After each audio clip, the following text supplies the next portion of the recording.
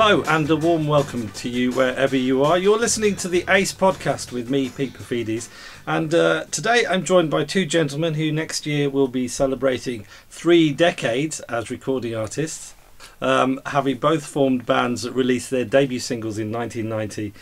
They have other things in common too. They're both avid record collectors.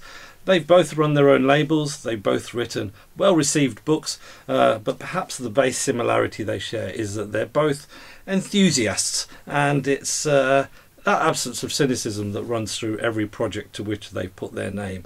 So it's perhaps no surprise that they should have finally got around to collaborating on an ACE release. Here to talk about Tim Peake's Songs for a Late Night Diner, among other stuff, it's Tim Burgess out of the Charlatans and Bob Stanley out of Saint Etienne.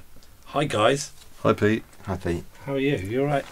Yeah. You've both come a long way actually to be here. Both you've come a long way in all sorts of both metaphorically, but more prosaically, you came a long way to be here today. Tim, yes. You're out east these days, aren't you? I am, yeah, in the woods. In the woods? In the woods near Really? What can you see from your bedroom window? Yeah, pigeons normally, and trees and fields, and really? Oh, right. yeah, That it's kind of it's quite interesting, but kind of sometimes not as well. Really? Do you yearn for the big city? I have been known to sort of, moan about it a bit. I don't think I've ever heard you. It's like, yeah, I need to be with people, but that's my moan. That's your moan. Okay, so you're down the family way at the moment. You're in a domestic sort of. Yeah. Got a 6-year-old little boy who's in school, so it's kind of even if I wanted to, it'd be hard to move. So, okay. But I'm enjoying it. I like the company really. And here's something before I need to. I was quite surprised when I saw you because you reverted to dark hair. Yes. And so, first of all, is there a sort of significance, or did you just fancy? Just going for a change, really. Kind of like got new things happening, and your son would have never seen a non-blonde. Yellow. He thinks my natural hair colour is yellow. Is it? So what did he do when he saw you? He said, "You've got hair like me now." And that was that. That was that, and then he carried on playing Lego. It's great the way kids do that, isn't it? Okay, that's done. That's on to the next thing. Yeah. And so you Bob, you divide your time between two places. You're in Saltaire a lot of the time now. Yeah. In West Yorkshire. Most of the time again, because we've got a 3-year-old and he's at nursery school at the moment, but he's starting primary school next year. So we're up there most of the time now. Let's backtrack to when you first met. It's actually in the liner notes to this compilation. I couldn't tell though if did you actually your first meeting. Did it sort of predate your musical sort of proclivities? Tell us what happened for people who don't know what happened. I was writing for, I think I've got this right. I was writing a piece for Melody Maker, wasn't I? And interviewed Tim. And Tim wanted to meet at Whitton Albion football ground. Not when there was a match on. So we weren't sort of like talking over a buzzing crowd of 250 or whatever. It was on an empty terrace at Whitton Albion, which was was great for photos as well. So I think in the sleeve note I just say we met at Whitton Albion football ground, but didn't explain that it wasn't by chance. What league were Whitton Albion in? Well, it was non-league, but maybe non-league 2. Was it? Yeah, I think there might have been a conference at that point. There were, weren't they? Maybe, briefly, yeah. So one step outside the league. And can you remember that? Can you remember why you specified that location? Yeah, because I wanted to do the interview in Northwich, which was, Manchester was like the place to be, and I wanted to show that stuff went on the outskirts. Right. Yeah. And Whitton were one of 2 football teams in a very small town, which is kind of bizarre. So it's like the lesser known football team. The other being Northwich Victoria, presumably. Yeah. Oh, okay. I just thought it was interesting. I don't know whether it is now, but it seemed like it was at the time. I'd say it was interesting. Yeah. I was definitely interested. It's kind of it's unusual as a young musician to have that kind of attention to detail. I think that's it's that attention to detail I think that makes it interesting. Okay. And so would this have been when sort of around the release of Indian Rope, presumably the first Charlatans single? It was the year before. Because Indian Rope came out in January '90, so it would have been. I mean, kind of pretty much after 6 months after we formed, probably, or so November-ish. Yeah, it was definitely it was coming into winter, and I had a tape which just said Charlatans demo on it. I remember I've still got it. Right. So yeah, that's all I had to go on. It had Indian Rope on the tape. Yeah.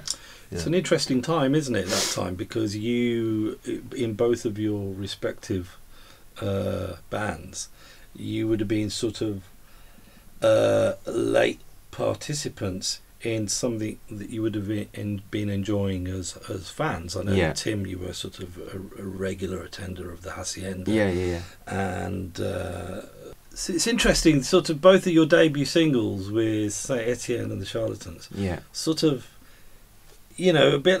I mean, to be honest, I don't think this would have applied to you because they were both such brilliant debuts. But the door would have been starting to close on that scene. It's kind of last orders in a way on that scene. But suddenly you were sort of that moment. That moment when you met was that point of that where you were kind of participants. As one door shuts, the door opens. Also, I mean, we hadn't recorded. We recorded "Only Love Can Break Your Heart" in January '90, so we hadn't done anything at that point. I think we might have possibly booked the studio, right. But no, we hadn't done anything then. So, but it was that whole scene and like hearing the Charlatans do their own take on it, and thinking there are possibilities, that go beyond just doing a record that sounds like the Stone Roses. With samples as well, was definitely what inspired us to go into the studio and try something. Obviously there was no band as such then. It was just me and Pete, and we hadn't met Sarah, so it was just on the cusp of that. But before we'd actually recorded anything. And I want to kind of focus sort of briefly on the whole Hacienda thing, which was the Hacienda sort of changed your life, really, didn't it, Tim, in a way? Yeah. Yeah, it did. I mean, just kind of when there's like indie nights, and then there's like to see bands there as well. I'm seeing New Order there quite a lot, and what would have been the first time? Maybe '86, probably. Oh, okay. Seen New Order, and then 86, and then. Definitely saw them a few more times after that, and was it the Hacienda that you sort of walked 17 miles back to your house? Well, we'd normally go to places after, and then it would be like 4 in the morning, or 5 in the morning, and then obviously there's no trains, so we'd walk towards Altrincham, and then hopefully get a train. It'd be because. Trains wouldn't start running on a Sunday until kind of 11ish or something like that. so we'd think if we get to Altrincham by 11, we'll get a train to Northwich back. But sometimes we were just so buzzing from talking about records or what we were into, or we'd just carry on. Yeah. And then you'd sort of have no money left, and you'd sort of your connections would have gone, and you walk out. We'd go to parties in Manchester and then start walking because we'd have to get back at some point. But there was no real rush to get home or anything like that. No, fair enough. And there is the reason I kind of want to focus is because there's a lot of sort of factory, sort of great, kind of like underrated factory tracks on this record. Before we go into that detail, what would that scene have meant to you as a sort of teenager, Bob?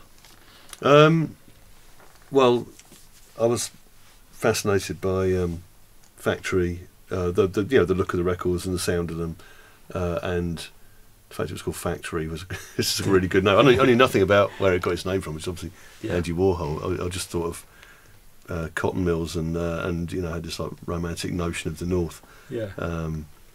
so I was kind of obsessed with Factory and Zoo and Inevitable in Liverpool, and Postcard obviously in Glasgow as well. There was like nothing, you know, it felt like there wasn't really anything comparable in London. I think Rough Trade and sort of post-punk was just kind of finishing, so I was just slightly too late to get into any of that stuff. So yeah, Factory for me, I loved Martin Hannett's productions, which have been a big influence on what we've done since, really. So just trying, and the artwork was incredible. So Peter Saville artwork was always great. So I was fairly obsessed. Indie labels had such sort of strong identities at the time. I mean, incredibly strong identities, really, which you could almost infer an entire aesthetic just from looking at the font and the artwork and the use of colours. With Factory was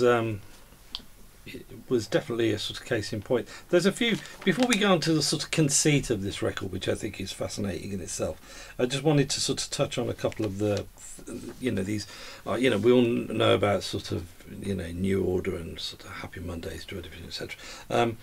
But like a group, it's great to see the Stockholm Monsters on here. What do we know about the Stockholm Monsters? I think Hooky was quite involved with them as a producer. They opened for New Order quite a few times. Fairy Tales is like a genius track, as is Miss Moonlight in my opinion as well. And one of the members does the sound for the Chemical Brothers. Really? Yeah. I didn't know that. Sean. So this was this is a demo that we've got on which I'd never heard before. No. How did it come to your attention? Through Bob. Yeah, I think I found it on a Stockholm Monsters compilation, or there's a label called LTM, I think, who are based in Norfolk. Yeah, they are. Yeah, James Nice. Yeah. And he's just like put out every conceivable factory obscurity, and dug out all these demos, and but he does CDs. Right. Basically, he doesn't do vinyl, so at least I don't think he does. So this will be the first time that's come out on vinyl. And I thought, the single is amazing, but the demo is something that is more obscure, so it just felt like it's more interesting to include that. The first song I heard by them, which is I got on a 12-inch, was a song called "How Corrupt Is Rough Trade." Which seemed like a scandalous thing to call a record, and obviously it was an intriguing thing to call a song. Yeah. Because what happened? And I still don't. And it's got a question mark on the cover, hasn't it? Yeah. And the lyrics are very indistinct, so you don't really. You sort of like. I remember buying it as a teenager and trying to sort of. What did Rough Trade do to them? And surely you can't get. Rough Trade seemed like a nice. They still seem like a really nice label to me. You never got to the bottom of it. No. Rough Trade's actually had like several songs written about it, which is incredible. It's the Smiths one, isn't there? That's true, yeah. I'm pretty sure the Fall have written a song about Rough Trade at some point. Yeah. That's amazing, isn't it? Really? Yeah, I remember. More songs about Rough Trade than Motown, Yeah. It's funny, isn't it? Because I remember I remember when I interviewed Roddy Frame, Roddy saying something quite sort of relaying that he'd said something quite catty about them when he was sort of starting to get a bit disillusioned by the lack of ambition that at the time he perceived they had for Aztec Camera. And Jeff Travis apparently said something, look, we're not in the business of signing pop stars. And he said or making hit singles, something like that. And he said, yeah, I've noticed. And, because Roddy was a punk, so he had that slightly iconoclastic sort of anti-hippie thing, which I think I think some people saw Jeff as a sort of slight throwback to that earlier. I mean, it probably was Yeah. I don't mean this in a pejorative sense. No. I think that'd be a fair assessment. Let's talk about. There's a band I don't know too much about that are on Factory, but I love the track that you put on here. The Raw Family and the Poor. Mm. Yeah, I didn't know that track. That's one of yours, isn't it? Which one is it? Lost in a Moment. Is it called? Yeah. I Love You. Is it? Yeah. I saw them open for New Order, and wanted to know more about them, and there was a record that was always in the racks, and I never bought it, but it was kind of until one day I did, and it was a Fact 24, and it had Royal Family and the Poor on, George T. Column, I think John Dowie, and it's so it's like one of their first compilation albums, and each artist had a side, for them. And Royal Family and the Poor, it's just amazing. And right now, I don't know. I feel under pressure. I can't remember a single track that's on it. But it was the whole side is totally amazing. Yeah. Martin Hannett production. I tried to find out as much as I could about Mike Keane, who was Royal Family and the Poor, and it was from Liverpool, and apparently a sort of maniac in the studio, and I just thought this guy sounds like an amazing guy, and I just wanted to know as much about him as I could. And the album Phase One that I Love You is from is an amazing record. Bob and I were Bob and I drove sort of here in the same car. We were talking about whether or not the Royal Family and the Poor is a good name for a group, and I remember. I was just saying that when I was in my mid-teens, I would have probably thought that was a very cool name for a group, because The Queen Is Dead had just come out. Right. But you're a bit older than me, so even at the time, you sort of saying you weren't really sure that you liked it all that much as a name. No, I think, but I mean, early Factory groups. I thought Crispy Ambulance was fine at the time. I love Crispy Ambulance. Yeah, absolutely. Yeah. Do you like the name? Well, yeah, I mean, they kind of set themselves up to be ridiculed. It's quite an odd thing to do when you're naming your group. True, yeah. Because they were really good. I love that album and the singles. Everything I've heard by them, I really like. I saw them live with Section 25 at the venue in Victoria once, and that was great. Wow. But I think they're mostly remembered now because of. I forgot the singer's name, but he... Alan Hampsall. Yeah, because he subbed for Ian Curtis' show, Joy Division show once, and people went mad because it wasn't really Joy Division, I suppose. Oh, wow. That's what I saw. Death Factory was the name of the song, which was, it's also a Throb and Gristle title as well, but that's on the Fact 24. Are you talking about, you mentioned this sort of release that had a side devoted to each artist. Yeah. That reminds me, actually, the Chills. My first encounter with the Chills was something similar. There was an early, you might know it, an early release on Flying Nun called the Dunedin EP. No, which wasn't really an EP. It was, or at least if it was a quadruple EP, because it was 4 sides, each with 3 songs, and each side was a different band. Wow. The Chills. That was my first encounter with the Chills. Flying Nun is also a label that's got an amazing identity, and there's a Chills track on this album. Who selected that one? Tell me a bit about that. I chose that one, but you're a fan as well, aren't you? Yeah, which track was it? House with 100 Rooms. Yeah. Which is it's just very sort of kind of low key production, and it's got that thing that I really like about Flying Nun. Sounds quite windswept. That sounds terrible. There's awful cliches talking about music sound like that, but it's that kind of it's kind of sort of like, there's no sort of dramatic chord changes, but it just it sounds like I imagine what New Zealand would sound like. Because so many of the Flying Nun groups had a similar feel, whether it was like Straight Jacket Fits were more rocky, but they all kind of had there was a definite commonality between them. In some instances a bit kind of frostbitten, a little bit sort of Spartan, and like they were almost playing to keep warm or something. Definitely. Play guitar quite fast to keep warm. It's like and both the Chills and another group on that label I really loved called Sneaky Feelings had that thing of just you rarely do a chord change more frequently than a bar, like the end of a bar. So it's all sort of fairly sort of stripped back.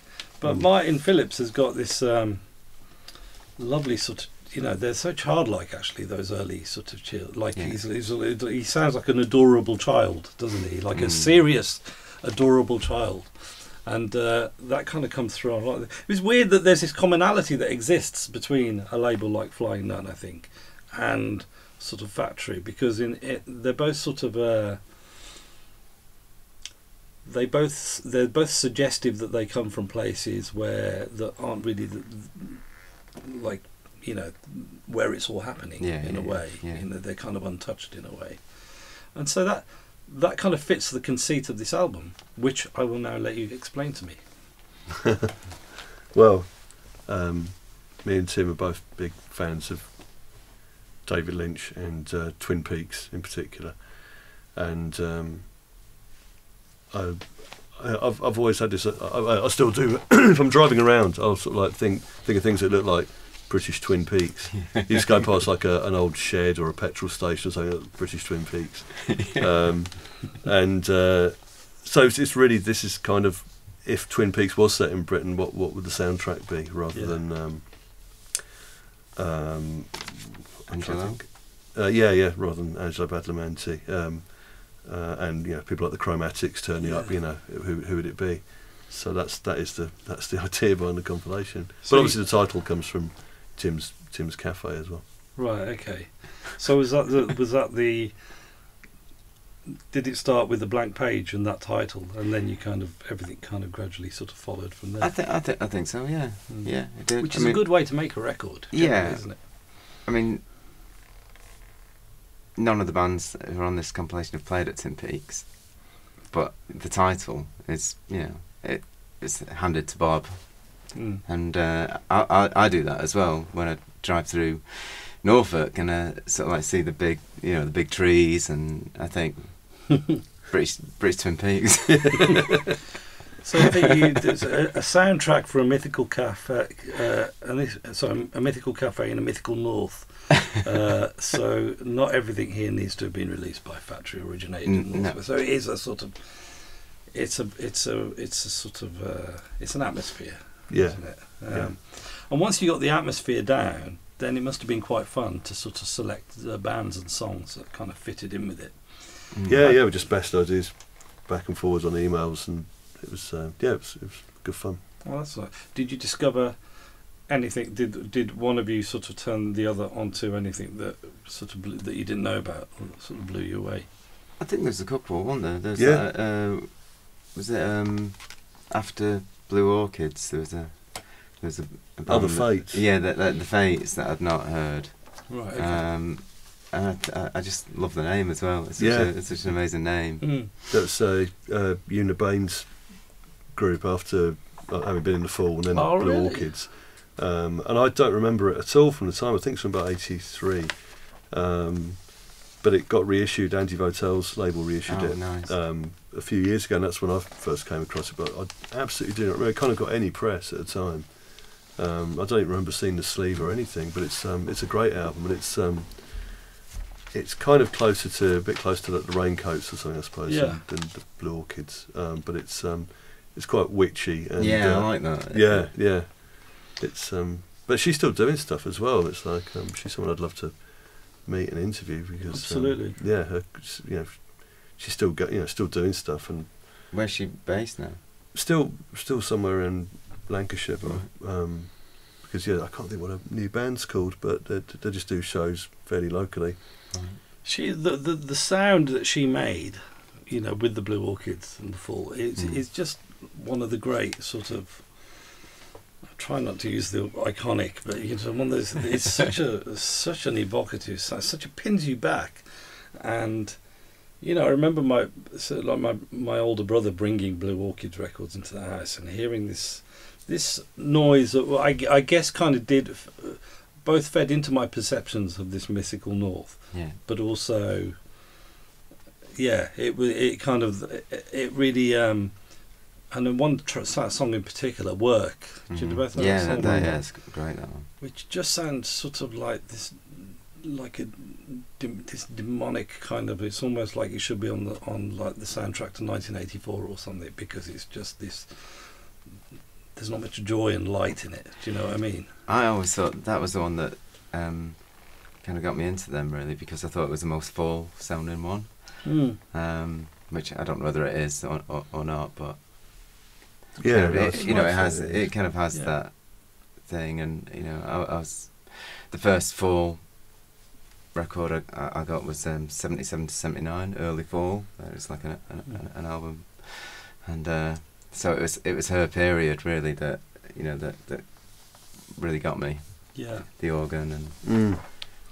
Still going, by the way, the Blue. I mean, they're still making good records now. Yeah, I noticed Martin's posts on Facebook. Yeah, he's kind of like maybe more active than he's ever been. Right. Yeah, they can do like an album a year these days. I know, they sort of knock him out, It's good to see him when he rejoined the Fall. That was a good period, I thought. Extricate area. Yeah, of course. Yeah, I'd forgotten about that. Yeah, I'd forgot. Yeah, amazing. Yeah, and so we've got all these points of intersection. So we've got this kind of I guess the point of intersection between the Factory and Durruti Column, who also make an appearance on here, so that takes us through into these groups like Gnack, who were very kind of influenced by what Vinnie Riley did, and so we've got they kind of make an appearance with the Broken Fall.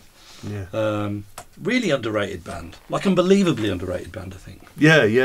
It's basically just one man, Mark Tranmer, who's a really nice guy, and he was in a band called the Montgolfier Brothers as well, which is quite similar. But yeah, the Gnack I just came across late 90s. They used to put out 7-inch singles, like 3 or 4 7-inch singles, which were all just really beautiful guitar instrumentals. And didn't really fit in with anything else that was going on at the time, but they're really, really lovely, and clearly quite sort of Vinnie Riley influenced. But there's not many people who are clearly Vinnie Riley influenced, so I'm quite happy to hear any of them. Yeah, that's true. I mean, there are some artists who are brilliant, but almost everyone who's influenced by them turns out to be terrible. And Vinnie Riley is like the opposite, actually. Almost anyone who's influenced by Vinnie Riley is usually worth hearing. It's quite bizarre. There's Dean McPhee on there as well. I don't know if he is Vinnie Riley influenced, but he's definitely coming from the same place. And he's obsessed with like effects pedals and just spends ages working on his stuff. And his albums are great. I think he's done 3 or 4 now. He lives not far from me in Bingley. Oh wow! Okay.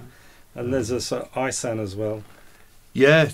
Again, that was like late 90s, putting out 7-inch singles. I remember there was just like a weird period, sort of post Britpop, when you seem to get a lot of people doing interesting electronica and atmospheric instrumentals on singles, which it's a rough trade in. To what degree, Tim?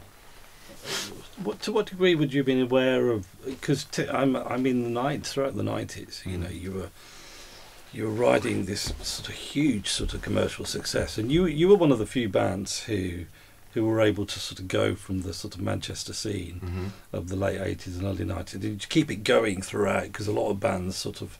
It's funny, really, because some bands, after Oasis came along, some bands were sort of almost rendered instantly sort of obsolete. But some bands, that just didn't apply to some bands, and the Charlatans were one band that just kind of snapped right into line very easily with what was going on. Were you sort of otherwise distracted, or were you were you able to keep tabs on this kind of evolving scenes? Yeah. Probably, but I mean, I was, definitely sort of living off, whatever I was getting turned on to at the time. I mean, in the 90s, I was quite into quite a lot of old American stuff, like Graham Parsons and stuff like that. But and getting more, I suppose, into like rock and roll-y kind of things, like a classic rock, which is, a bit embarrassed to say that now. Well, not really. I mean, it's all, It's part of growing, isn't it? And I think you're kind of exploring more. Yeah. And I suppose more commercial things, really, like, let's listen to the Stones, things like that. But, Durruti Column were one of the first like serious things that I got into when I was 16. My mum used to work in this paper shop, and Alan Erasmus, who was part of Factory, used to come into my mum's shop. Oh, it wasn't my mum's shop; she just worked there. But and she got talking to him, and she told him that I was a big music fan, and he gave her a Factory badge, like and then the next time he visited, White Labels of Confusion, and then the first a handful of Jutty Column records, and that was kind of like, I mean, I would never have heard of them, I don't think, well, certainly not at that time if it wasn't for him. So how old were you? Well, that would have been 15 going on to 16, I would imagine. When someone gives you a free record at that age, I know, I know. But when you take it home and it's the first track that you play is a prayer by and then what was the one before that? LC. That was the other. Yeah, so he gave me LC and the one with a prayer on for another setting. Yeah. So those two and a White Label of Confusion, and don't know, kind of. Were you like waiting in the newsagents to see if he'd come back with more records? Yeah. And did he? No, I can't remember. Well, he was supposed to turn up for something, but he didn't. But I forgive him. You remembered after all these years. Yeah. So, and I collected more records and went for maybe more commercial things, I suppose, at that time. But I always had majority column records. And that sort of, it's funny really, because when I read your autobiography, telling stories, you spoke so sort of passionately about that kind of post-punk kind of Factory era. Yeah, it's sort of, I almost saw a different side to you, but at the same time, around that time, I just noticed through kind of like talking to you on social media and stuff, that your tastes seem to be kind of, you seem to be reconnecting with that. Oh, the earlier, yeah, and more kind of interesting sort of avant-garde stuff. So your taste seemed to have kind of, certainly from what I knew about you, seem to have gone a lot more left field in the last 10 years anyway. Yeah, maybe. Yeah, probably, because I mean, well, I don't know exactly why, but I guess just going back to the Royal Family and the Poor record, and sort of like saying, because people say Nick, my partner, she's a avant-garde kind of composer, and but I have to kind of like tell her about the stuff that happened, when I was 15 and stuff like that, and enthuse about like Love of Life Orchestra or stuff that I heard in the kind of early 80s and Vinnie Riley and then one of my favourite times was introducing her to Bruce Mitchell, and it was just like we were just the real Mr. Manchester, and and that was kind of like helps me to tell her more about myself. So sounds like a good arrangement. So what are your sort of I keep noticing songs that we haven't spoken about. One song I'm very happy that is on here actually is a song that I remember my brother sort of playing obsessively as a teenager, which is this Echo and the Bunnymen B-side called Fuel, which is such a strange and evocative piece of music, isn't it? It's really, I was happy for it to go on because I know it and I'm very fond of it as well. They were. B-sides are an interesting. This is especially true of both of you. They're an interesting sort of way into a band, aren't they? And I would guess that both as sort of collectors, you're aware of that. You're aware of what the sort of import of a B-side, what side of a band, a succession of B-sides can reveal about them. Does that sort of feed into? I'll start with you, Bob, first of all. Does that feed into your sort of approach when you're sort of deciding what to put on a B-side? Yeah, I mean, there's always going to be things that you recorded when you're making an album which for some reason didn't fit, and they'll end up on a B-side. But so I think automatically there it's going to be something that's maybe slightly odd, or it doesn't fit with the rest of the album, it doesn't fit with the A-side.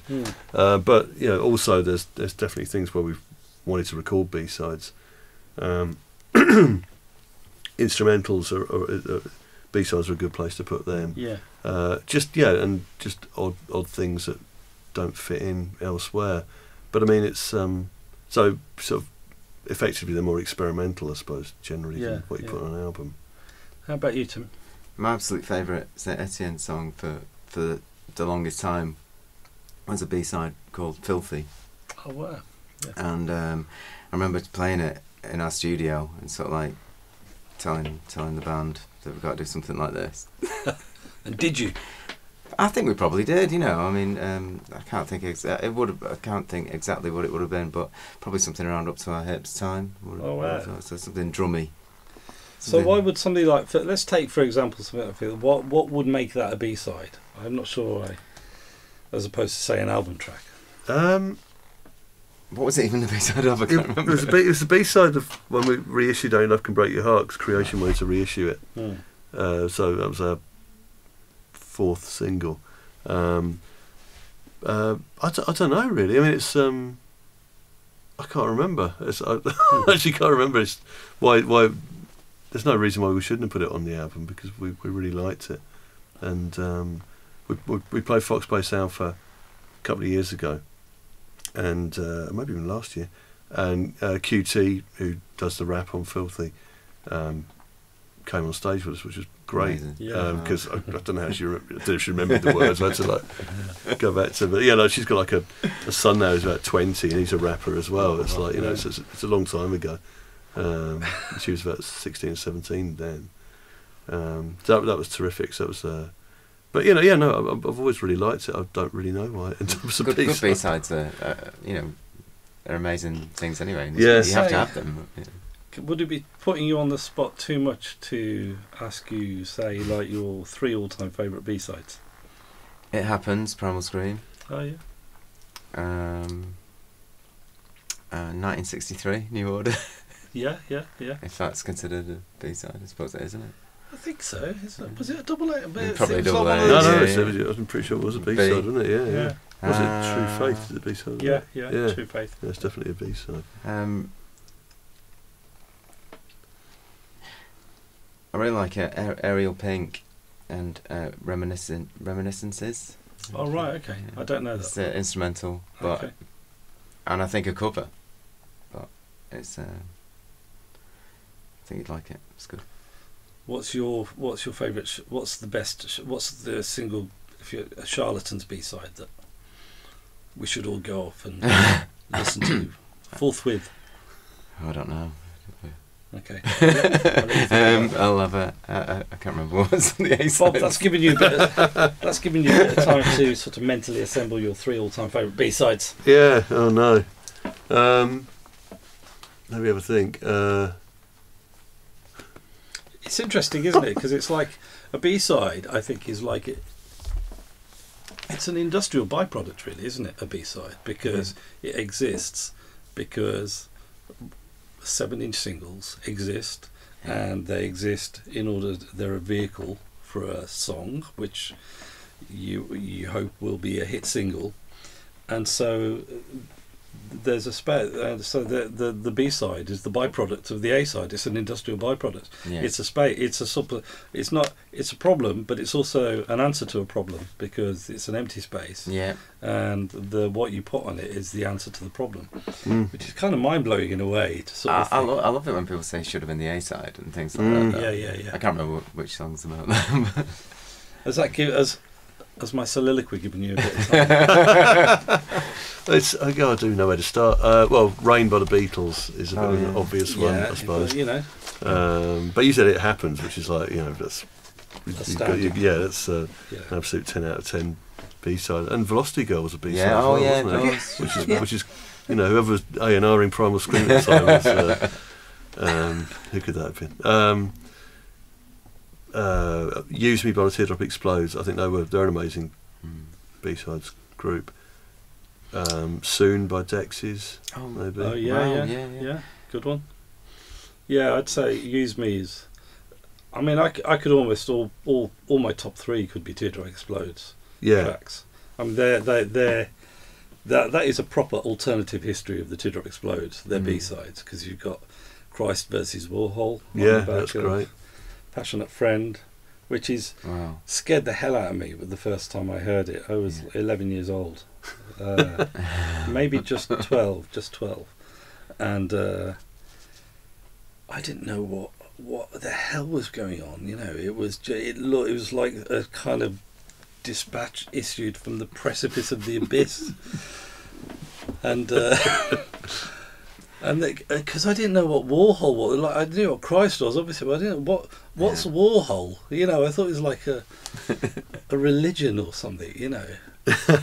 And it was only like when my brother brought back the Velvet Underground album a year later that I thought, oh, that's what Warhol is. You know. Wow, such a great education.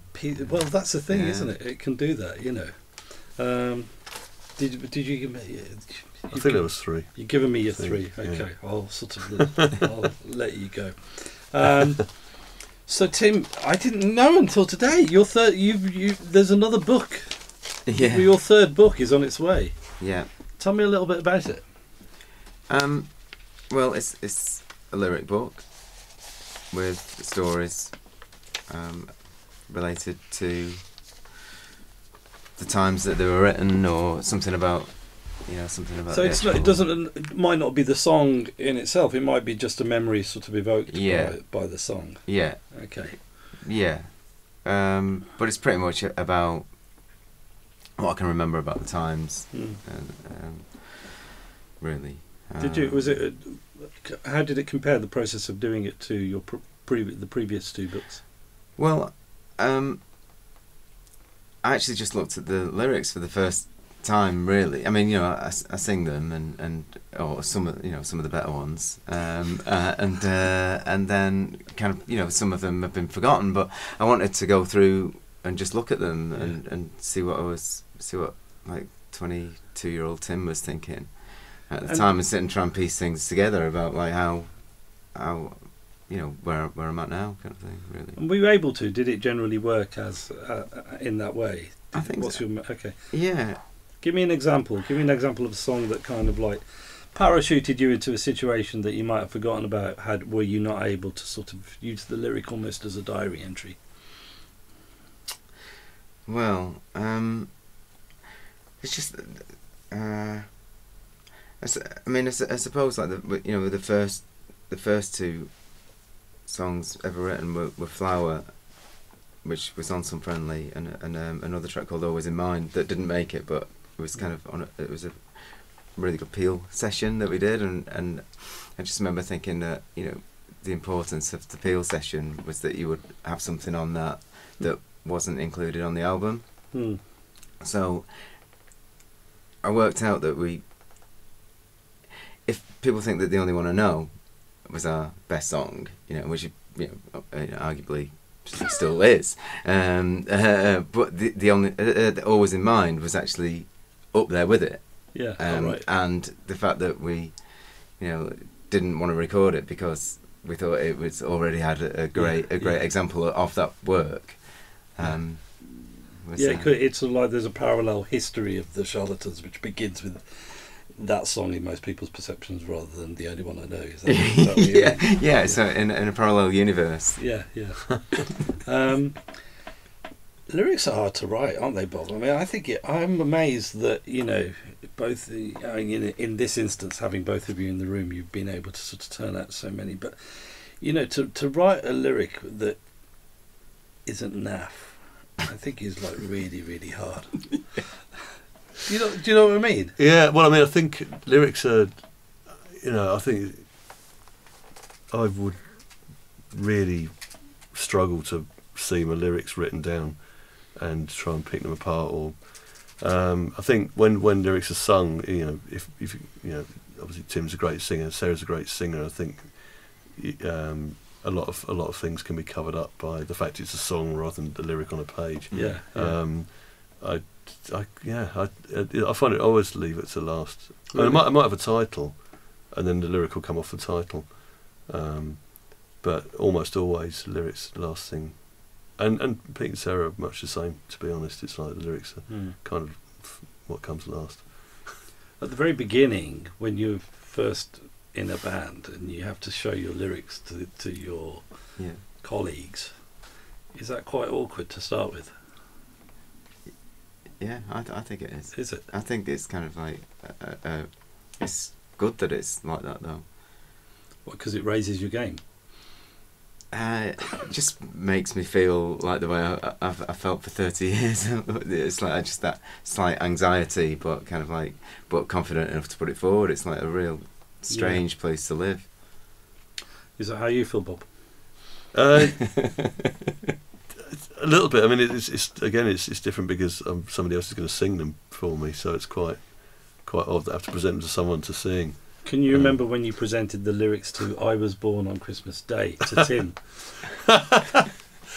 God, yeah, I think I was probably literally writing them while we were in the studio. I can't really remember presenting. I can't really remember. I remember fragments of it. I mean, because we'd met a few times, and I remember being on the on the tube a couple of times, but I can't. I don't think that was the day that we did the song. I think you might have met me at the bus stop. Right. Oh. Took me in, and Sarah had done her bits and was saying, "I hope you don't mind singing this line." it's like and I was just so wanted to do it that it was just I didn't question any of it really. I remember sort of like lying down quite a lot because I had a hangover. Right. Okay. Yeah. And, but there's not. I don't think there was a presentation, but I think Sarah was kind of trying to say, "I'm not sure what you think about this line." The Tim and Sarah tied the knot. Oh right. Okay. Yeah. But that's fine. And you're sort of you and obviously there was the video. You were together when the video was shot. Yeah, that was great. Yeah, the video was amazing. Yeah. I remember. Especially the end. Yeah. What happened at the end?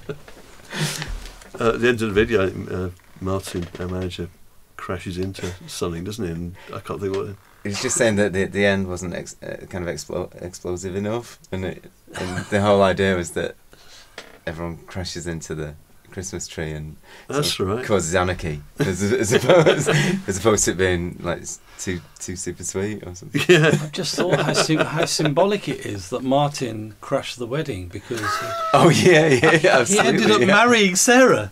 Yeah. And wow, so it was like his subconscious mind. Amazing. There you go. Was it in the same place where the video was shot? Is that where they got married? Am I imagining that? I don't know. I did go to Martin's wedding, but I can't remember much about it. Oh, no, was it a party afterwards? You were definitely at the reception because I remember meeting you there. But, God, I can't remember. My memory's terrible. Right. At weddings, you tend to drink a lot, I suppose. That's there you go. That's true. I remember that Robin from Robin's Nest was at the at the video shoot. Yeah. He was the father of the bride, wasn't he? Yeah. That's a moment in life, isn't it, where you sort of because I was there that day. I was reporting for Melody Maker, and I just remember thinking I'd only been a music journalist for 1 year, and I was hanging out with Robin from Robin's Nest. I just thought this is not going to get any better for me. and it didn't. No. So when's the book out? 22nd of November, I think. Okay, and you're slowly working on it. You're working on two at the same time, aren't you, Bob? Yeah. Me and Tessa, my girlfriend, we're doing a book on the fall, which will be basically trying to do a book on the fall that's like as first hand as possible, to be like artwork, handwritten lyrics, the early press releases which Marky Smith wrote, which are hilarious, posters, and a collection of essays on sort of subject matter, like fall related subject matter. What, by other people? By other people, yeah. Stuart Lee's doing one on comic timing. Oh wow! Scott King's doing one on local newspapers. I'm not quite sure where that's going to go, but it's quite nice to let other people have a free reign with that, really. And I'm going to write one on loosely about football and non-league football. Okay. So Stuart Lee's one, will it be about comic timing with specific reference to Marquis Smith's delivery, or do we? No, I mean no. I think the essays are going to be about the subject matter, but obviously the fall are going to come into of course, what anyone's writing. But we're not being too prescriptive, so it's writing about the architecture of East Lancashire. Yeah. Someone's doing as well. So we haven't got any of them back yet. So I don't know. Everyone's got like a Christmas, a rough deadline of Christmas. So I think we're going to have to start nudging people. But right, okay. Hopefully that'll be out this time next year. Amazing. Faber are doing it. Yeah. And do you? And then there's a further down the line. There's possibly a book about a sort of more formal follow-up to Yeah, I guess. No, that's definitely happening. Cause I spent about 6 years on it now. Yeah. It's still nowhere near finished. It's. I've written there's about 60 odd chapters, and I've written something on all of them. But hopefully, in 6 months to a year's time, that'll be finished, and it'll come out in 2021, I guess. So, which sounds like a long way off. It's only 2 years, isn't it? No, it doesn't seem like that long to me. But that's amazing. And let's talk about so when is Twin Peaks coming out? November. November. Yeah. Let's talk about the cover image is amazing. We need to talk about that a little bit as well. How did that come together? Well, you took the photograph, didn't you? Yeah, we sort of talked about what we thought the cover should look like, and we thought if it's obviously reflective of Twin Peaks, but it doesn't look like a pastiche, but could also look like possibly like an early factory cover. So it was. I just went around Todmorden and Hebden Bridge and around there and in West Yorkshire and just took photos. I spent a day doing that, and the cover is somewhere. It's a place called Cornholm, which is it's a village, but it's got this massive mill in the middle of it and a railway bridge crossing the road and back-to-back houses. So it's tiny and it's in this really steep valley. It's very atmospheric and looks quite frightening, which is what you want for a Twin Peaks cover, I think. Really. And a mill and a bridge. And Yeah. And now it only exists in the picture. Oh, the shot on the back was a clog factory in Mytholmroyd near Hebden Bridge, and about a week after I took the photo, it accidentally burnt down. Wow. And they're just going to build a house, and it's been levelled. So I took a load of pictures around it because it's a massive mill, and you could get around the back of it, and so I took quite a lot of pictures, and no, it's just not there at all anymore. It's the whole thing. It must be like 200 years old. It's pretty sad. It's such a lovely fit for what's the image sleeves are such a lovely. The sleeve images are such a lovely fit for what's on the record. But I didn't actually know this, Tim. Bob mentioned to me earlier on that you recently interviewed David Lynch. I have interviewed him, yeah. How did that come about? Well, mostly through the work that I do for the David Lynch Foundation, which comes from the coffee that we sell at Twin Peaks, and so all the profits go to DLF, and we've raised quite a lot of money over the last 8 years. I think we've been doing it. So I get to interview him now, and occasionally get an award from him as well. So it's kind of quite nice, but obviously not the reason why I started to do it. But so you're sort of friends? Can you call yourselves friends? Yeah, friends now. Yeah. That's kind of amazing, isn't it? It is amazing, yeah, because I've I think me and Bob probably talked about it like really early on. I mean, I was like 22 when I saw Blue Velvet, and I think 23 when Twin Peaks actually came out, and so it's been a long. I've been a fan for a long time, Yeah, no, you both have. Yeah, oh, you call it your favourite. Is it really your favourite television programme of all time? Yeah, I'm very obsessed with it. Yeah. I didn't know it was your absolute. It would be mine as well, because I just remember seeing a few episodes while we were touring in America, but then missing out on lots of it. And buying a video box set when I came back with the money that I'd made, and watching it around at my mum's house. So it's just like video in and the theme tune, and my mum was like going, just like not this again. just like it's like wonky kind of like tape. What theme tune? So it's good. And anyway. It's interesting that kind. There is that bit.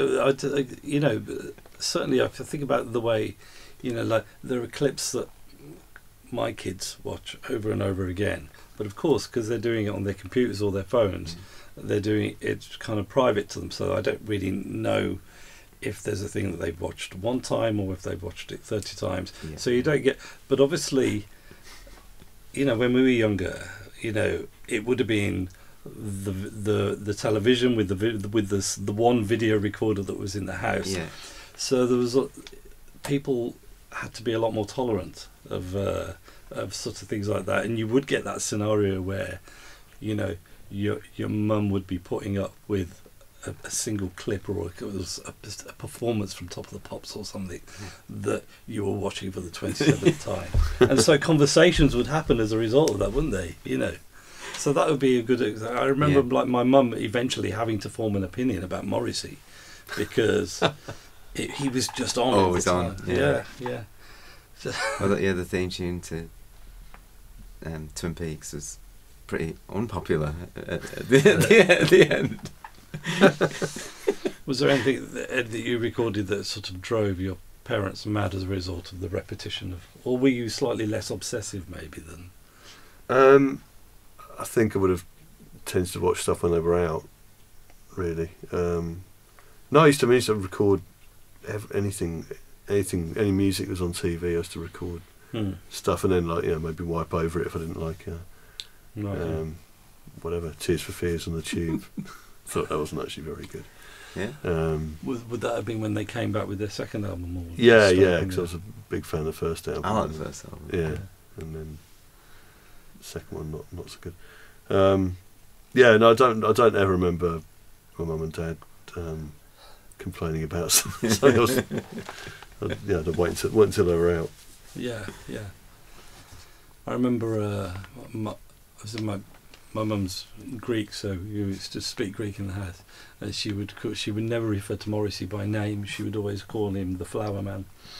Wow, that's good. So because like the video to This Charming Man made such a but it wasn't like a particularly good impression or a bad impression. It was just like just that thing of like she had no frame of reference. It was just a really weird thing to do, and so just couldn't get beyond it, But it made it stuck. It made an impression.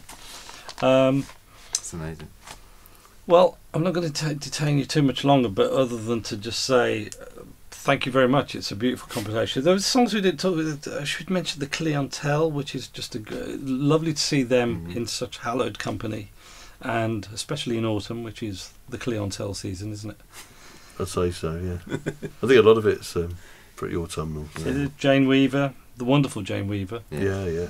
And Gweno as well, which again, she's just a genius artist who are in such good company. Bob, Tim, thank you very much. You've been listening to the ACE podcast. I've been Pete Paphides. See you next time. Thank you. Thanks, Pete. Cheers.